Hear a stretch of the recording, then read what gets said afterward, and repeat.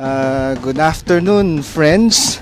I am here at Greg and Sally Tree Garden Cafe. Yes, and together with me is Excel Ancheta. Excel Ancheta is the wife of Tony Ancheta, Marist Batch 79.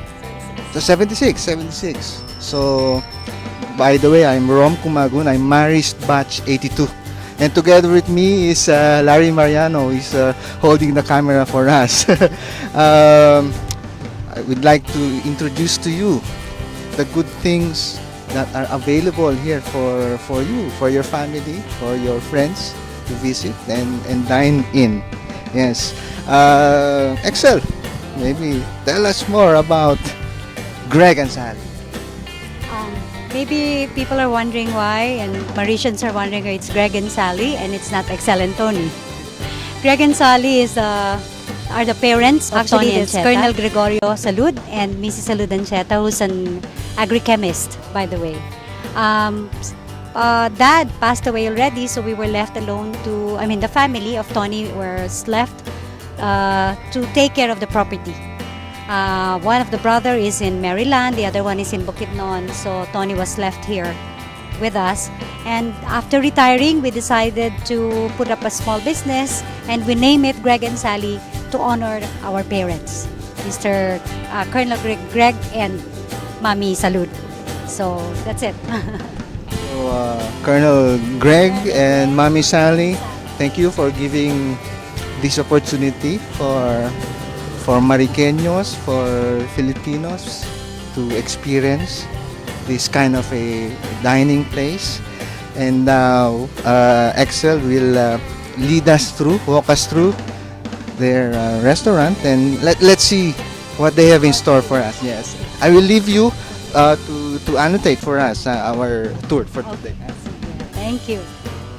So, the restaurant, the restaurant is located along Ipil, corner Champaka. We are at the back of Mary's School and at the back also of Saint Scholastica. So, if you're looking for a place to relax and have your dinner, your lunch, your breakfast even, we have it here at Greg and Sally. This is the entrance, and when you enter the facility, right away you see the main cafe hall. The main cafe hall is covered. It's a covered area which can accommodate roughly 20 to 30 people. Behind this, behind the cafe, would you like to see the inside? So inside the coffee is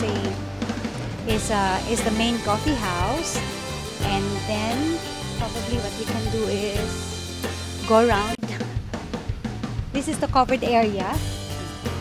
It can, as I mentioned earlier, it can house 30 people. And at the back of this cafe house is the garden. It's the garden itself. One of the focal point that people normally enjoy is having their picture taken in this bed. This bed belongs to our mother.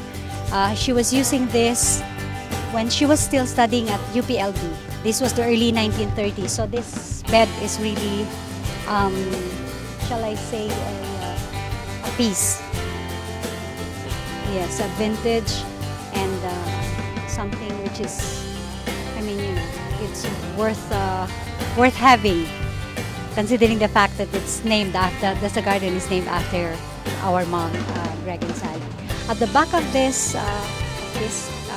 bed is the garden itself.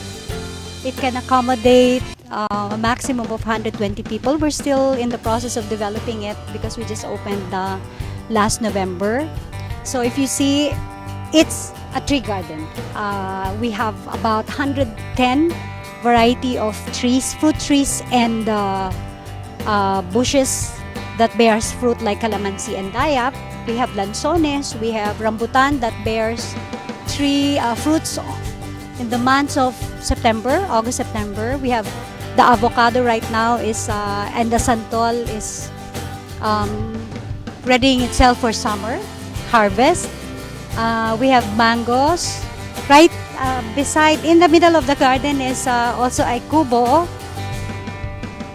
which is used by families to enjoy their lunch and dinner. We have books. If you notice, we have books all over the place because we would like to invite people to go back to the traditional reading. And the kubo is enjoyed by families because we have toys and shall I say board games and books and magazines. So they say it's a very relaxing place. So this is the garden itself. The garden sets are from the old house. So mga way back, I think the 70s. These are the 70s type of garden sets. Over here at the left side of the garden is the herb garden, which was, by the way, I am proud to say, started by your Mauritian, Tony, my husband.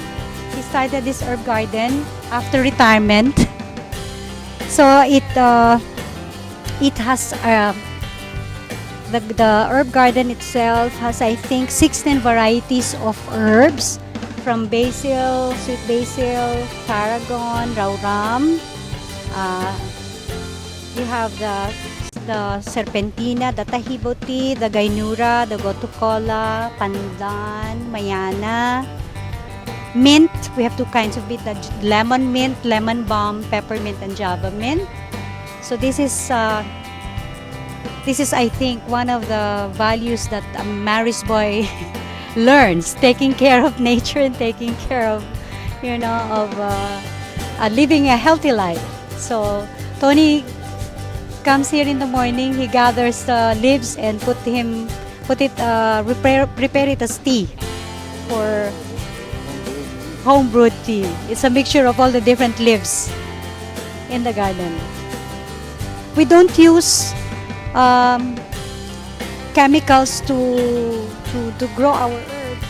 We have a compost that we utilize to fertilize the herbs that we have.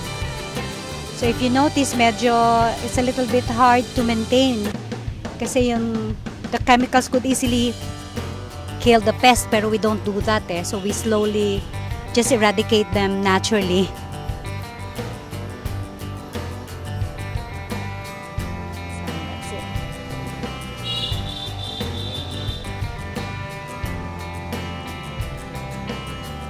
Right now, we offer breakfast meals, rice meals, coffee, and special drinks, where we used our tarragon and mint leaves.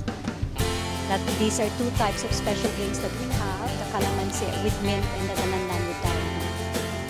And then we infuse also some of the herbs, like the tuna pasta goes with basil, the chicken pasta goes with lemon balm. Our herb burgers, which we offer on Sundays, is also mixed with different herbs that we have here, like 5 different types of herbs. So that's Greg. Yes, garden grown. That's Greg and Sally for you, in summary.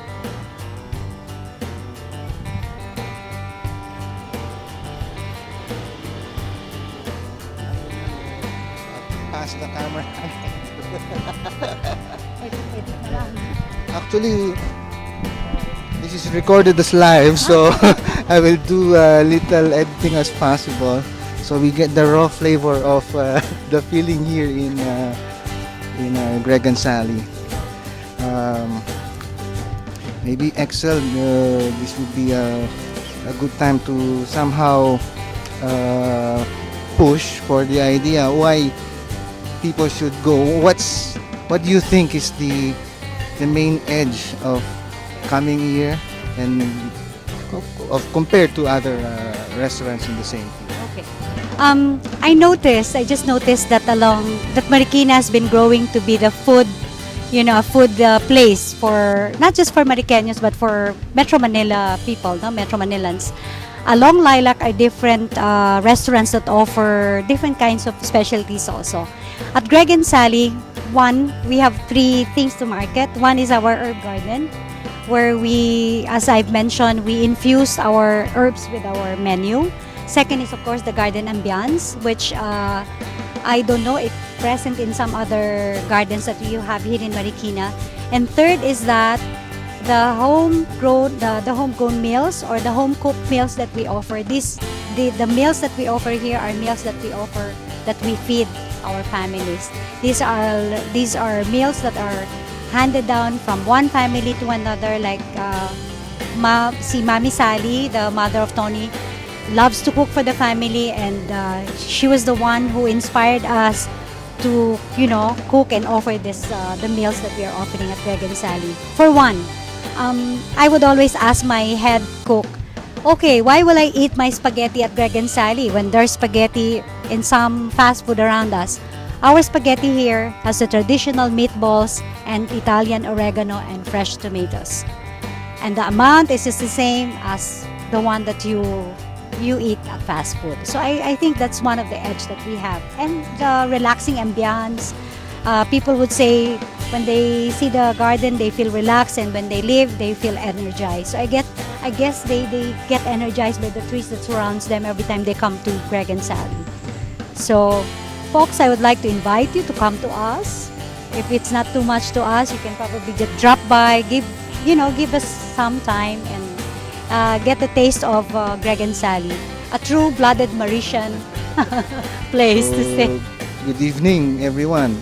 As promised, we have been able to capture Tony Ancheta, who's been very busy today entertaining his guests. Tony Ancheta is married batch 76, yes. And Tony, welcome our friends dito sa...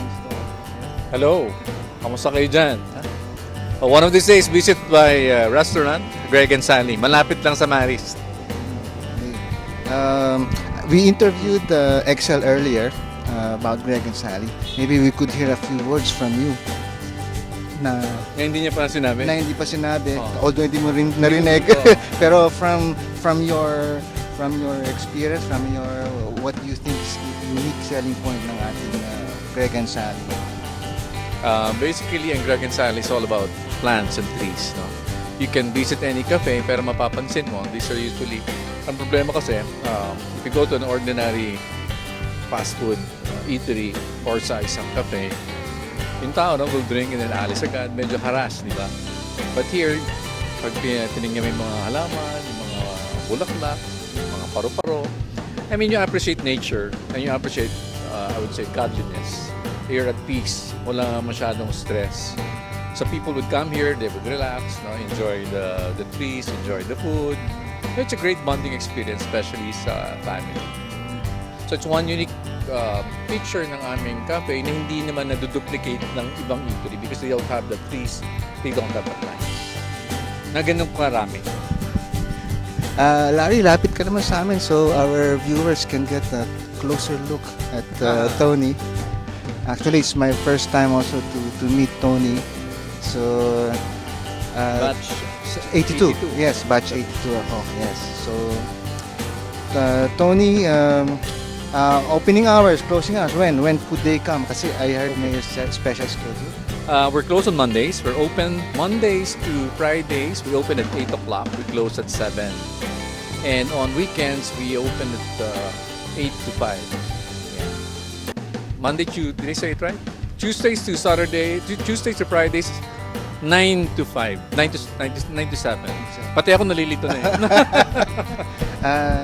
Question, among all possible businesses, why the restaurant business? Good question. Siguro I would say it was an accident. Kasi when I retired, I used to work for the pharmaceutical industry for the past 30 years. And hindi naman talaga ito yung plano namin. It's just a small cafe just to entertain mga guests na pupunta rito. My original plan was to sell plants. Tapos may holding area to sell coffee and pastries. Pero yung mga bisita kasi, they would ask for something heavier like pasta. So we came out with pasta. We came out with a list of other food items. Pumutok naman, okay naman. So yun yung naging, we evolved naturally sa pagkain. As a natural occurrence dun sa original coffee and pastries lang. Siguro, I hope I'm not catching you off guard, but I'd like to ask Maris, since we are both Marisans, how would you say yung ng role ng Maris education for you? Ang role ng Maris Education, kasi Maris boy ako since prep prep to high school.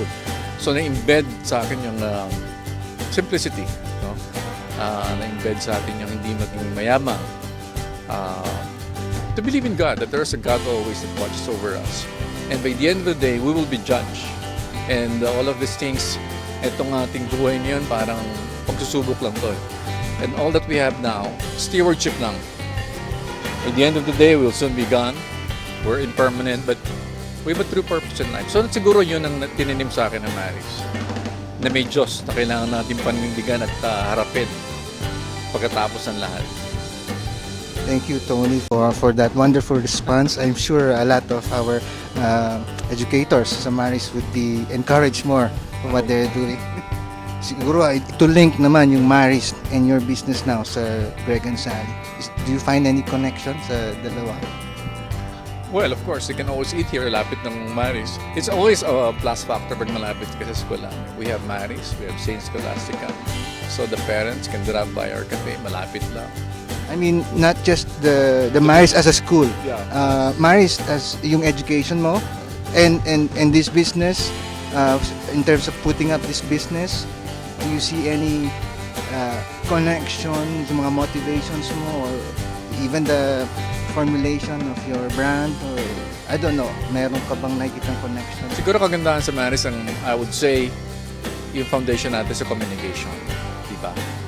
Kasi malaking bagay din yan. In my career, yung ating tinuro sa atin how to communicate was a plus factor, diba? To be able to express yourself. And itong sa business naman, most of the ads I put sa Facebook for Greg and Sally is a function of my marketing experience naman. Kasi marketing ako dati. And in marketing, communication helps a lot. Diba? So yun siguro yung connect niya.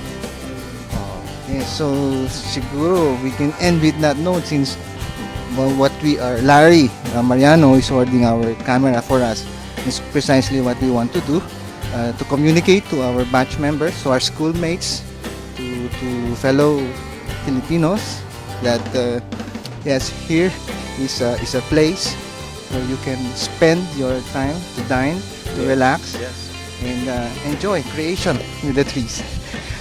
Thank you, Tony, for your time. Thank you, Rama. Thank you. Thank you for coming over and visiting our cafe. Thank you, everyone. Thank you.